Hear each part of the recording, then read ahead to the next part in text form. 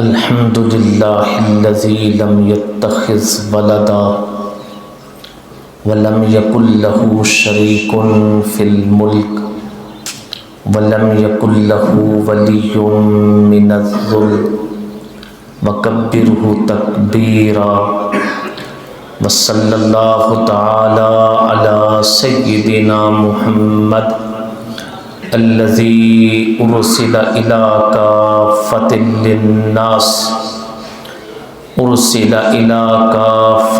للناس بشيرا ونذيرا وعلى آله وصحبه وبارك وسلم كثيرا كثيرا اما بعد۔ ماہ رمضان کے ساتھ جس طرح ہماری بہت ساری عبادتیں وابستہ ہیں، پھر جملہ بول رہا ہوں، ماہ رمضان کے ساتھ جس طرح ہماری بہت ساری عبادتیں وابستہ ہیں، مثلاً روزہ عبادت ہے رمضان سے وابستہ، تراویح عبادت ہے رمضان سے وابستہ، فطرانہ عبادت ہے رمضان سے وابستہ، سحری عبادت ہے رمضان سے وابستہ، افطاری کے وقت دعا کی قبولیت کے لمحات ہیں رمضان سے وابستہ، اخیر عشرہ کا اعتکاف ہے رمضان سے وابستہ، شب قدر ہے رمضان سے وابستہ۔ ایسے ہی ہماری بہت ساری اسلامی اور قرآنی شخصیات بھی رمضان سے وابستہ ہیں، ہماری بہت ساری اسلامی تاریخی روایات بھی رمضان سے وابستہ ہیں۔ ہم رمضان سے وابستہ عبادتوں پر لوگوں کو لانے کے لیے ان عبادتوں کا تذکرہ کرتے ہیں، روزے پہ لانے کے لیے روزے کے فضائل بیان کرتے ہیں، تراویح پہ لانے کے لیے تراویح کی عظمت و اہمیت بیان کرتے ہیں، اعتکاف پر لانے کے لیے اعتکاف کے فضائل بیان کرتے ہیں، اور شب قدر پہ لانے کے لیے شب قدر کے فضائل بیان کرتے ہیں، صدقۃ الفطر پہ لانے کے لیے اس کے احکام بیان کرتے ہیں۔ ایسے ہی ضروری ہے کہ ہم ان تاریخی یادوں، دراصل وہ تاریخی کردار ہیں، اہم کردار ہیں، وہ تاریخی جذبات ہیں، وہ احساسات ہیں، ان پہ امت کو لانے کے لیے، ان پہ نسل نو کو لانے کے لیے ان کا تذکرہ بھی ماہ رمضان کی گھڑیوں میں ضروری ہے۔ ممکن تو نہیں کہ میں آج درس کی نشست میں ان تمام تاریخی واقعات اور قرآنی واقعات کا تذکرہ پوری تفصیل سے بیان کروں، لیکن میں ان کی ایک فہرست آپ کے سامنے ضرور رکھنا چاہتا ہوں تاکہ پڑھنے والوں کے لیے ذوق شوق کا دروازہ کھل سکے۔ معزز سامعین، رمضان کے ساتھ ہماری جو تاریخی قرآنی یادیں وابستہ ہیں ان میں سے ایک ہے 17 رمضان المبارک، پیغمبر کریم صلی اللہ علیہ وآلہ وسلم کی مبارک زندگی، سن 2 ہجری 17 رمضان کی تاریخ تھی۔ جس وقت بدر کے میدان میں حق و باطل کا معرکہ پیش آیا، جسے ہم غزوہ بدر کہتے ہیں، اور قرآن کریم نے اس کو یوم فرقان کا نام دیا ہے۔ رمضان کے اندر فرقان کا دن، ذرا اس نقطے پہ غور رہے۔ یہ جو قرآن کریم ہے، قرآن کریم کے بہت سارے نام ہیں، ان میں سے ایک نام فرقان بھی ہے۔ شہر رمضان الذی انزل فیہ القرآن ھدی للناس وبینات من الھدی والفرقان۔ ایک مقام پہ اللہ نے فرمایا تبارک الذی نزل الفرقان۔ ایسے ہی بدر کے دن کو بھی قرآن پاک نے یوم فرقان کے نام سے تعبیر کیا ہے۔ تو غزوہ بدر وہ بھی آج پڑھنے کی ضرورت ہے، سمجھنے کی ضرورت ہے۔ غزوہ بدر سے ہمارے بہت سارے ایمانی احساسات وابستہ ہیں۔ مثال کے طور پہ غزوہ بدر بتلاتا ہے کہ پوری دنیا میں بسنے والے مسلمان، ان کا آپس میں رشتہ ایمانی رشتہ ہے۔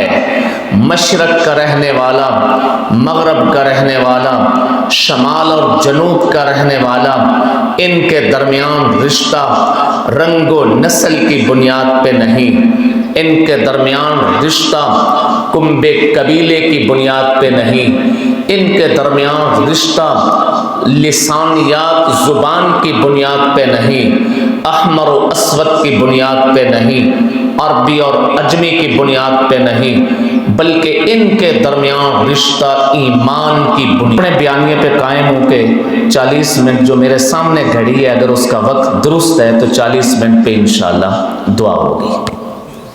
تو عرض کر رہا تھا رمضان کے ساتھ بہت ساری یادیں وابستہ ہیں جو قرآنی یادیں ہیں۔ قرآن پاک نے غزوہ بدر کو مختلف مقام پہ بیان کیا۔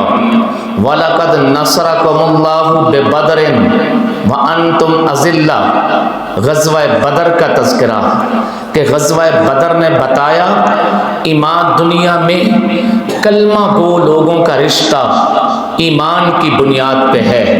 ایمان نہیں تو پھر بدر کو پڑھو۔ حضرت علی کھڑے ہیں، ان کے سامنے جو تلوار لیے کھڑا ہے، حضرت علی قریشی ہے، وہ بھی قریشی ہے۔ حضرت علی ہاشمی ہے، وہ بھی ہاشمی ہے۔ حضرت علی مکی ہیں، وہ بھی مکی ہے۔ حضرت علی جس قبیلے سے ہے وہ بھی اسی قبیلے سے ہے، لیکن تلواریں ایک دوسرے سے ٹکرا رہی ہیں۔ حضرت حمزہ کھڑے ہیں، ان کے سامنے جو تلوار لیے کھڑا ہے وہ بھی اسی خاندان قریش کا ہے۔ حضرت حمزہ بھی قریشی ہیں، وہ بھی قریشی ہے۔ حضرت عمر کھڑے ہیں، ان کے سامنے جو تلوار لے کے کھڑا ہے، حضرت عمر قریشی ہیں، مکی ہیں، سامنے والا بھی قریشی اور مکی ہے، لیکن تلواریں ٹکرا رہی ہیں، لہو بہہ رہے ہیں۔ کیوں؟ یہ پیغام دیا اس کا اور اس کا ایمانی رشتہ نہیں ہے۔ جب ایمانی رشتہ نہیں ہے تو پھر باقی رشتوں کی کوئی قدر ایمانی رشتے کے مقابلے میں کوئی بنیاد نہیں ہے۔ یہ تو ایک صرف جھلک ہے غزوہ بدر کی۔ اور آگے چلیے، قرآن کریم نے ایک آیت، ایک سورت انا فتحنا لک فتحا مبینا لیغفر لک اللہ ما تقدم من ذنبک وما تأخر ویتم نعمتہ علیک، اور جسے ہم فتح مکہ کہتے ہیں۔ یہ فتح مکہ رمضان المبارک کی گھڑیوں میں پیش آیا۔ یہ فتح مکہ کیا ہے؟ اس کا آسان معنی مکہ مکرمہ فتح ہوا رمضان میں۔ کس کے ہاتھوں فتح ہوا؟ کس نے فتح کیا؟ ذرا وہ لمحے یاد رہیں۔ مکہ وہ شہر ہے جس شہر میں میرے پیغمبر کریم صلی اللہ علیہ وسلم کی ولادت ہوئی۔ مکہ وہ شہر ہے جو آقا علیہ السلام کے آباء و اجداد کا شہر ہے۔ مکہ وہ شہر ہے جس کے بانی پیغمبر کریم صلی اللہ علیہ وسلم کے آباء و اجداد تھے۔ مکہ کسی اور کا نہیں، میرے آقا کے آباء و اجداد کا بنایا ہوا شہر ہے۔ مکہ وہ شہر ہے جس شہر کے زمزم کے تلبوں پہ، زمزم پہ آج بھی نشانات حضرت اسماعیل کے ہیں۔ مکہ وہ شہر ہے جہاں بیت اللہ اس کے مجدد حضرت ابراہیم پیغمبر علیہ السلام کے دادا ہیں۔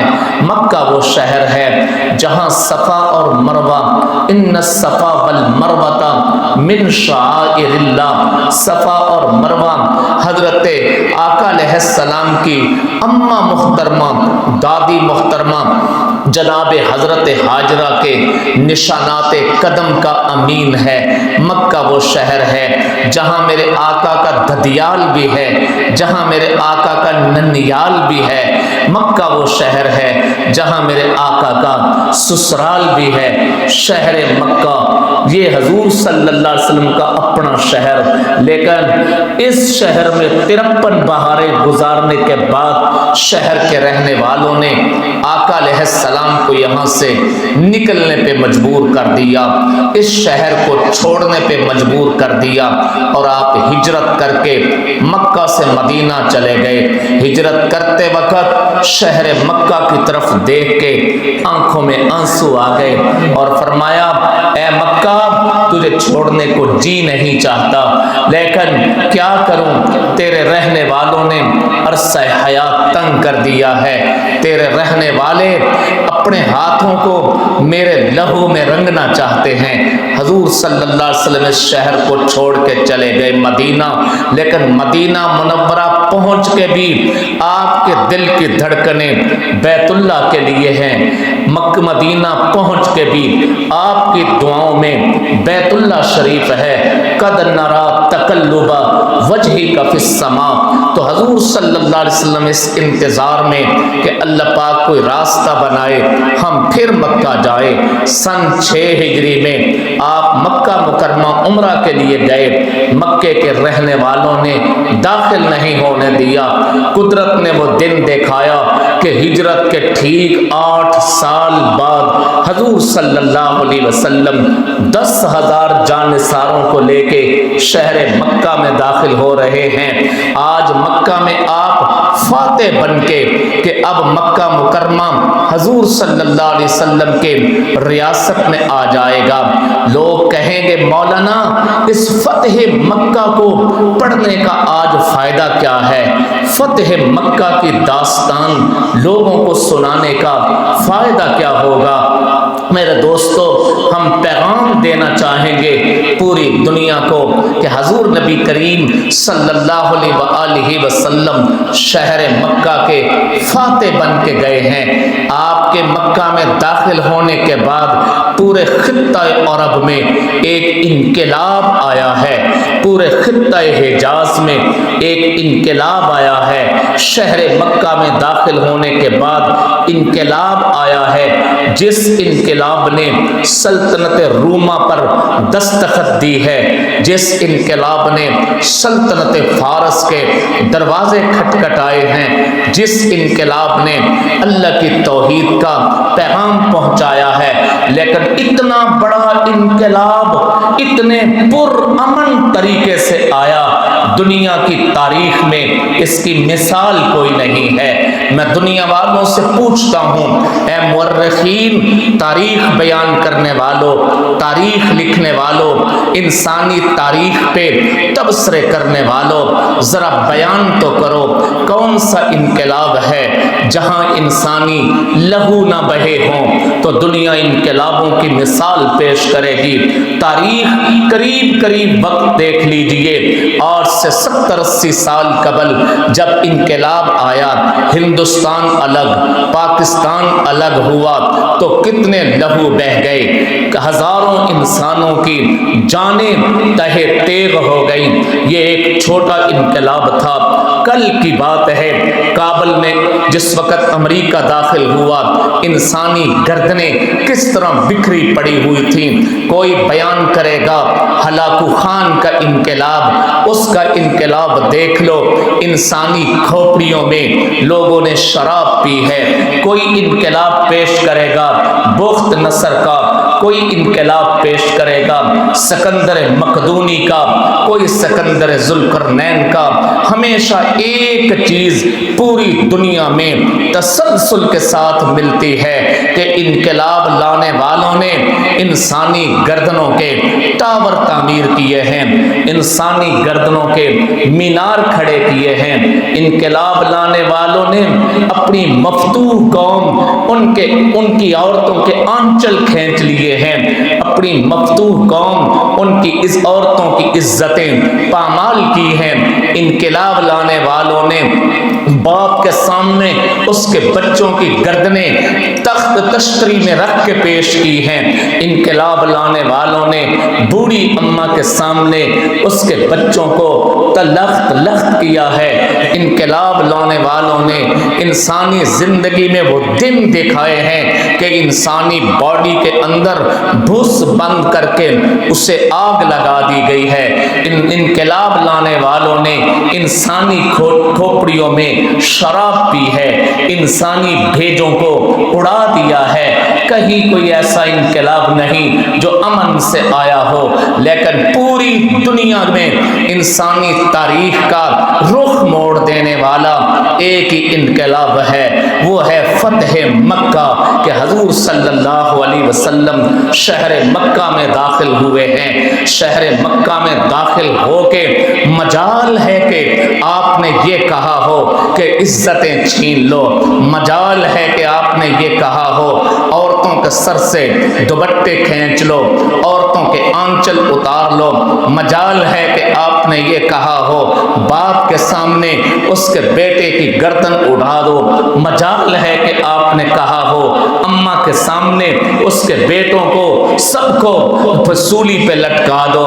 نہیں، حضور نبی کریم صلی اللہ علیہ وسلم فتح مکہ میں داخل ہوئے تو آپ علیہ السلام نے تو اعلان فرما دیا، الیوم انتم الطلقاء، آج تم آزاد ہو، من دخل دار ابی سفیان فہو آمن، جس نے ابو سفیان کے گھر میں داخلہ لے لیا وہ بھی امن ہے، من اغلق باب داری ہی، جس نے اپنے گھر کا دروازہ بند کر لیا وہ بھی امن میں ہے۔ میرے دوستوں، میرے اور آپ کے ہاتھوں کی انگلیوں کے پورے زیادہ ہیں، اللہ کی قسم فتح مکہ پہ بہنے والے لوگوں کا لہو اس سے بھی کم ہے، اس سے بھی کم ہے۔ پوری انسانی تاریخ اس جیسی مثال نہیں پیش کر سکتی۔ تو فتح مکہ یہ رمضان سے جڑا ہوا۔ حضرت سیدہ فاطمہ الزہرا رمضان کی 3 تاریخ کو دنیا سے رخصت ہوئی ہیں۔ حضرت فاطمہ کا کردار بیٹی ہونے کے ناطے، بہن ہونے کے ناطے، ماں ہونے کے ناطے، بیوی ہونے کے ناطے آج کی عورتوں کے لیے مشعل راہ ہے۔ 10 رمضان المبارک سیدہ خدیجۃ الکبریٰ دنیا سے رخصت ہوئی ہیں۔ حضرت خدیجۃ الکبریٰ کا کردار ایک مثالی کردار ہے۔ 17 رمضان المبارک اماں جی حضرت عائشہ صدیقہ اللہ کے ہاں پہنچی ہیں۔ حضرت عائشہ صدیقہ کا کردار پوری نسل نسوانیت کے لیے بہترین نمونہ ہے۔ 21 رمضان المبارک سحری کے وقت خلیفہ راشد، خلافت راشدہ کے چوتھے تاجدار، داماد پیغمبر سیدنا حیدر کرار رضی اللہ تعالی عنہ، انہوں نے جامع شہادت نوش فرمایا۔ آپ کا کردار پوری نسل انسانیت کے لیے راہبر، رہنما، پیشوا کردار ہے۔ 15 رمضان المبارک پیغمبر کریم صلی اللہ علیہ وسلم کے پہلے نواسے حضرت امام حسن رضی اللہ تعالی عنہ جو سیدہ فاطمہ الزہرا کے شکم سے ہیں، بطن سے ہیں، یہ آپ دنیا میں پیدا ہوئے۔